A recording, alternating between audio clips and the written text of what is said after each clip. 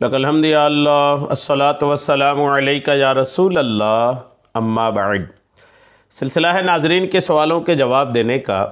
नाजरीन में से एक ने हमारे किसी वीडियो के कमेंट्स में ये सवाल किया है कि कर्ज़ लेते वक्त अगर कोई खुशी से ज़्यादा देने की बात करे और ज़्यादा दे तो वापसी के वक्त ज़्यादा देने की बात करे तो ऐसा करना कैसा है। यानी कोई किसी से कर्ज़ मांग रहा है और कर्ज़ मांगते वक्त उन्होंने कहा कि तुम इतना दो, मैं खुशी से तुमको बढ़ा के वापस करूँगा।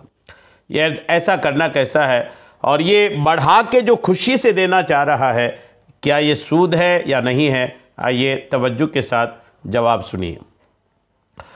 कर्ज़ के बारे में शरई ज़ाब्ता, शरई कानून, शरई उसूल ये है, इस्लामी कानून कर्ज़ के बारे में ये है कि जितना कर्ज़ लिया जाए उतनी ही मिक़दार कर्ज़दार पर वापस करना लाजिम है।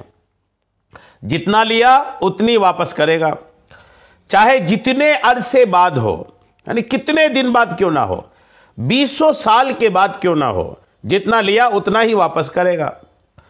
कर्ज में दी गई रकम की मालियत घटने या बढ़ने का शरीयत ने एतबार नहीं किया है।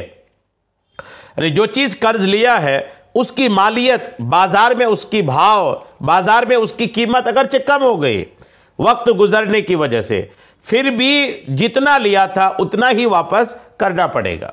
जैसे रुपए की कीमत घटती बढ़ती चली रहती है। पहले रुपए की कितनी कीमत होती थी, अब कितनी है। तो अगर जब लिया था कर्ज उस वक्त रुपए की कीमत ठीक थी और बरसों बाद जब वापस कर रहा है तो रुपए की कीमत कम हो गई है, तब भी उस बंदे पर जितना लिया था उतना ही वापस करना लाजिम होगा।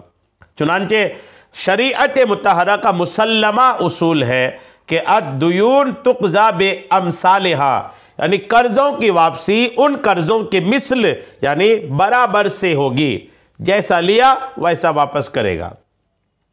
इसीलिए अगर कर्ज़ की वापसी में इजाफा की शर्त लगाई जाए तो ऐन सूद होगा। अगर कर्ज लेते वक्त बढ़ा के देने की शर्त लग गई, बढ़ा के देने की बात हो गई, तो ये बिल्कुल खालिस तौर पर ये सूद ही है।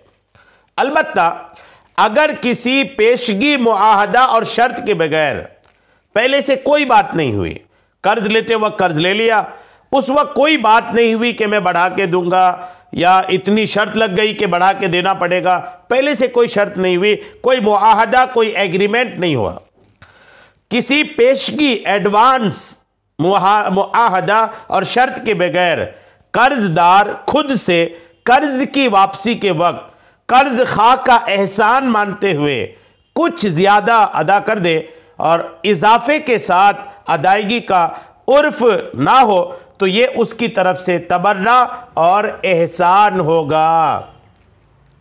पहले से कोई बात नहीं थी, जब कर्ज लिया था बढ़ा के देने की कोई बात नहीं हुई। अब वो जब कर्ज वापस कर रहा था ना, तो जिसने कर्ज दिया उनका एहसान मान करके वापसी के वक्त खुशी से कुछ बढ़ा के दे रहा है, तो ये जायज़ है, ये सूद नहीं है। पहले से अगर बात हो जाती है तो फिर वो सूद के दायरे में आ जाता है। और अगर पहले से कोई बात नहीं और अचानक जब दे रहा था उसी वक्त बढ़ा के दे रहा है तो ये सवाब का काम कहलाएगा, क्योंकि हदीस में भी इस बात की तरगीब दी गई है। चुनांचे आका करीम अलैहिस्सलाम ने फरमाया, तुम में से बेहतरीन शख्स वो है जो कर्ज की अदायगी ज़्यादा अच्छे तरीके से करने वाला हो। लिहाजा जिस तरह वक्त पर कर्जा अदा करना उसमें शामिल है, इसी तरह बिला शर्त बतौर तबर्रा कुछ बढ़ाकर अदा करना भी अच्छे तरीके से अदा करने में शामिल है। लेकिन ये वाज़े रहे कि कर्ज खा सराहतन या इशारतन या किनायतन ज़्यादती का मुतालबा नहीं कर सकता। जिन्होंने कर्ज दिया था वो किसी भी तौर पर बढ़ा के लेने का मुतालबा नहीं कर सकता। ये उसूल, यही मसला है जो मैंने आपको पेश कर दिया है। तो उम्मीद है बात आपको समझ में आ गई होगी। अल्लाह करीम हम सबको शरीयत के तमाम मसाइल सीखने, समझने और उस पर अमल की तौफीक अता फ़रमाए। आमीन। बेजाहिन नबील अमीन सल्लल्लाहु तआला अलैहि वसल्लम।